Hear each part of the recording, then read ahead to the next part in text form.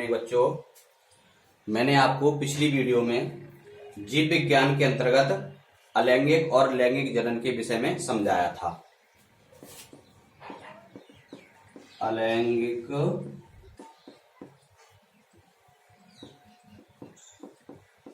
और लैंगिक। पिछली वीडियो मैंने आपको अलैंगिक और लैंगिक विषय में समझाया था। जिस भी बच्चे ने यह वीडियो ना देखी हो तो मेरी पिछली वीडियो देख सकते हैं कि अलैंगिक और लैंगिक जनन क्या होता है। और मैंने आपको बताया था युग्मक के बारे में बताया था। युग्मक क्या होता है?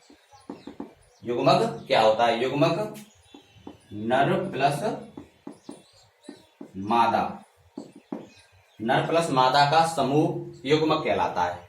मैं आज आपको बताऊंगा युग्मक स्थानांतरण। युग्मक स्थानांतरण, युग्मक स्थानांतरण क्या है? देखिए, नर तथा मादा युग्मक कायिक रूप से एक दूसरे के निकट आते हैं, प्लस मादा। नर तथा मादा युग्मक कायिक रूप से एक दूसरे के निकट आते हैं ताकि युग्मन की प्रक्रिया सरलता पूर्वक संपन्न हो। ताकि युग्मन की प्रक्रिया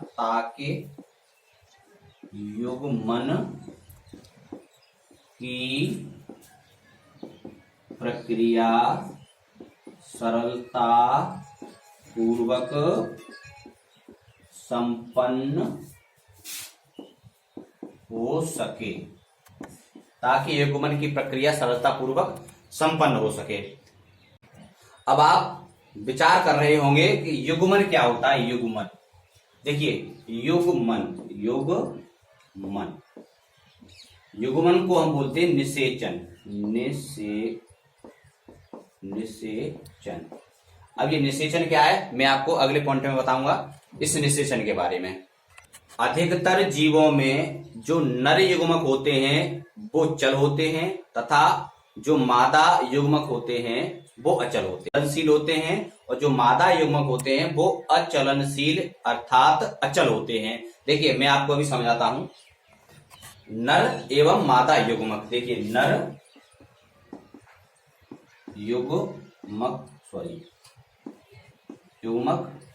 और मादा युग्मक।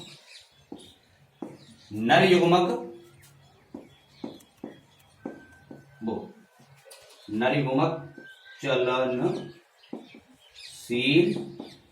अर्थात चल होते हैं तथा मादा युग्मक अचलनशील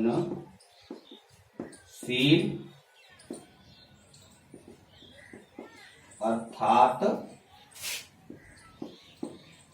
अचल होते हैं। समझ में आया? चलनशील अथवा तथा होते हैं और मादा युग्मक अचलनशील अर्थात अचल होते हैं।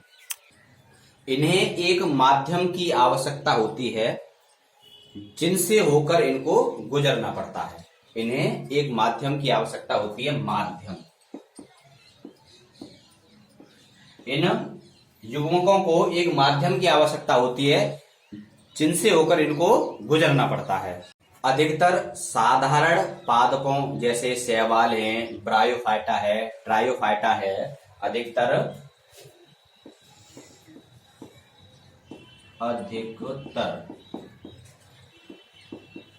साधारण पादपों जैसे शैवाल, ब्रायोफाइटा, टेरिडोफाइटा। ब्रायोफाइटा, टेरिडोफाइटा, शैवाल, इनको एक जल माध्यम की आवश्यकता होती है। टेरिडोफाइटा जल की आवश्यकता होती है।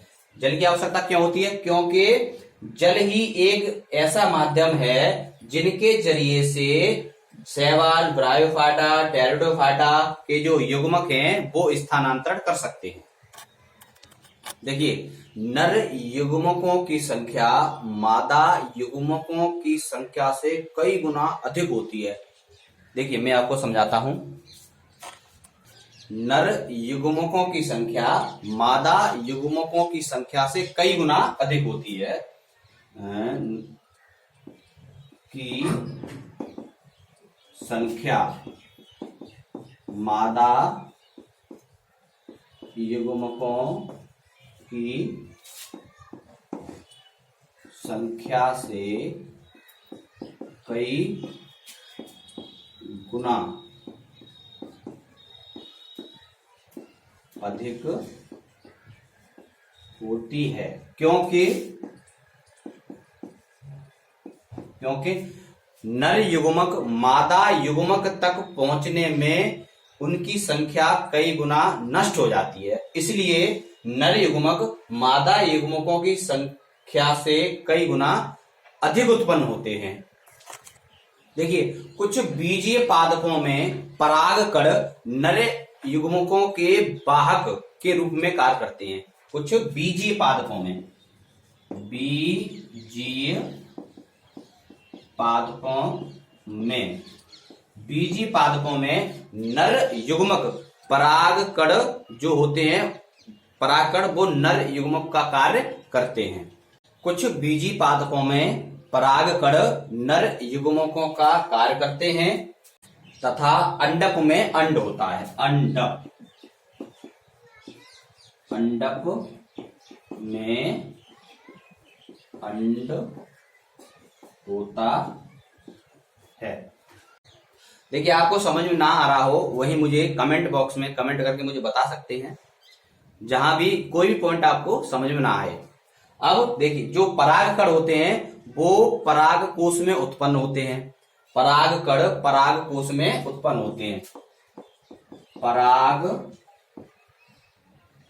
जो होते हैं वो पराग कोश में उत्पन्न होते हैं।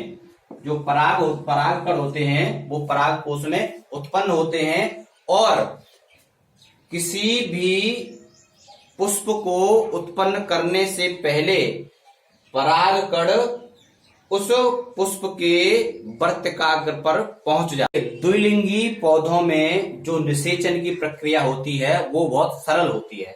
द्विलिंगी पौधों में जो निषेचन की प्रक्रिया होती है वह बहुत सरल होती है। जैसे मटर एक द्विलिंगी पौधा है। इसके परागकण जब उसी मटर के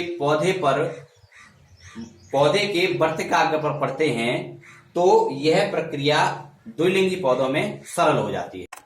क्योंकि द्विलिंगी पौधों में परागकोश और वर्तिकाग्र एक दूसरे के निकट होते हैं, इसलिए परागकोश से जब परागकण निकलते हैं तो उसी पौधे के वर्तिकाग्र पर जाकर पड़ जाते हैं। इसीलिए द्विलिंगी जो पौधे होते हैं उनमें निषेचन की जो प्रक्रिया है वह बहुत सरल होती है अपेक्षाकृत एक लिंगी पौधे के। द्विलिंगी पौधों के परागकण वर्तिकाग्र पर पहुंचते हैं, उसमें निषेचन की प्रक्रिया प्रारंभ होकर अंकुरित होने लगते हैं। इस विशिष्ट घटना को परागण कहते हैं। इस घटना को परागण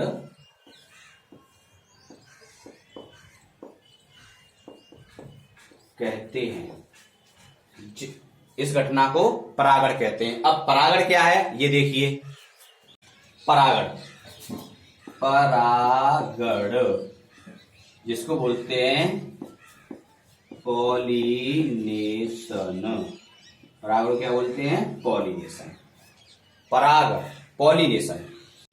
देखिए, परागण वह प्रक्रिया है किसी भी पौधे के पुष्प के परागकोश से परागकण निकलकर उसी पुष्प पर या किसी अन्य पुष्प पर, या एक लिंगी पौधा हो या द्विलिंगी पौधा हो, उस पुष्प के वर्तिकाग्र पर पहुंचने की क्रिया को हम परागण कहते हैं। देखिए, एक लिंगी या द्विलिंगी, एक लिंगी पादप या द्विलिंगी पादप, इसमें से कोई भी पादप हो सकता है। जब एक लिंगी हो या द्विलिंगी हो, इसके पुष्प से पराग कण निकलकर जब किसी अन्य पुष्प के वर्तिकाग्र पर पहुंचते हैं, चाहे वो एक लिंगी पादप हो या द्विलिंगी पादप हो, पहुंचने की प्रक्रिया को ही हम परागण कहते हैं। अब मैं आपको बताता हूं निषेचन। मैंने आपको बताया था युग्मन, युग्मन के बारे में बताया था, उसमें बताया था निषेचन। निषेचन क्या होता है, देखिए, निषेचन, निषेचन को हम बोलते हैं युग्मन, युग्मन, निषेचन को बोलते हैं युग्मन।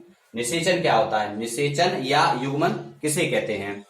लैंगिक जनन की सर्वाधिक महत्वपूर्ण एवं रोचक घटना संभवतः युग्मक कहलाती है।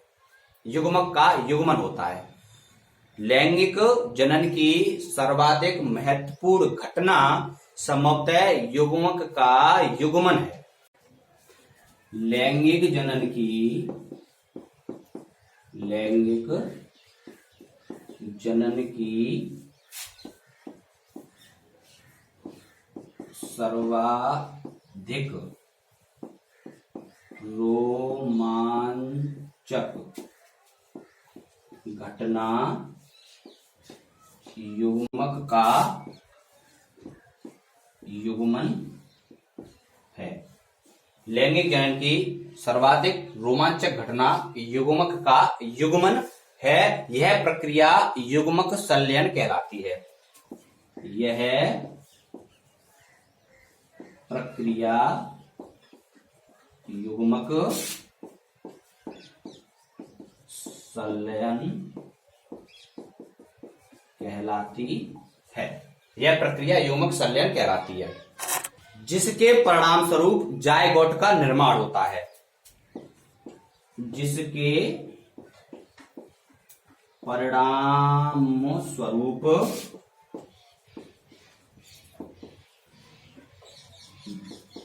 जायगोट का निर्माण होता है। इस प्रक्रिया को निषेचन कहते हैं। इस प्रक्रिया को निषेचन या युग्मन कहते हैं। देखिए, मैं आपको बताता हूं, युग्मक संलयन और निषेचन का प्रयोग अक्सर होता रहता है। युग्मक संलयन, युग्मक संलयन और निषेचन, इन दोनों का प्रयोग अक्सर होता रहता है, क्योंकि ये दोनों शब्द एक दूसरे के पूरक हैं। ये दोनों शब्द एक दूसरे के पूरक हैं, इसलिए इन दोनों का प्रयोग अक्सर होता रहता है। देखिए, अब मैं आपको एक अन्य पॉइंट के बारे में बताऊंगा। अनसेक जनन क्या होता है? अनसेक जनन, अनसेक जनन क्या है, मैं आपको अब बताऊंगा। जिसको पार्थेनोजेनेसिस कहते हैं। पार्थेनोजेनेसिस, अनसेक जनन को पार्थेनोजेनेसिस कहते हैं। कुछ जीवों जैसे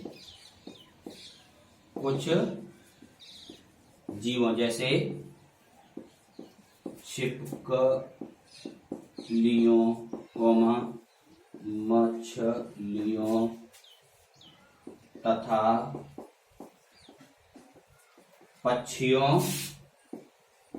में बिना नर युग्मक अर्थात युग्मन के उनके अंदर कुछ जीवों जैसे छिपकलियों, मछलियों, पक्षियों आदि में बिना नर युग्मक के निषेचन के बिना ही मादा युग्मक एक नए जीव को धारण करने में सक्षम होती है। इसे ही अनसेक जनन या पार्थेनोजेनेसिस कहते हैं।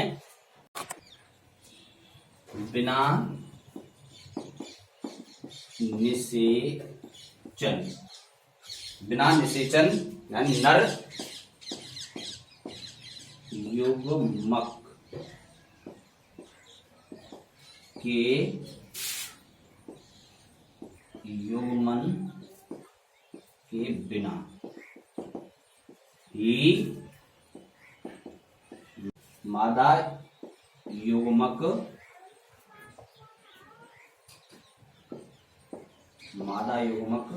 नए जीव को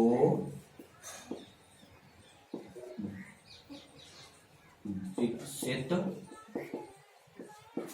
करने में सक्षम हो जाती है। इससे ही या इस क्रिया को अनसेक जनन कहते हैं। देखिए, आज मैंने आपको युग्मक संलयन, निषेचन, अनसेक जनन और युग्मक क्या होता है इसके बारे में बताया। यदि आपको किसी भी पॉइंट में कोई डाउट हो वो आप क्लियर कर सकते हैं, मुझसे कमेंट में पूछ सकते हैं। और जो पॉइंट आपको समझ में नहीं आया मैं उसको बताने की पुनः कोशिश करूंगा। यदि आपको यह वीडियो पसंद आया हो तो आप लाइक, शेयर और कमेंट अवश्य करें। धन्यवाद।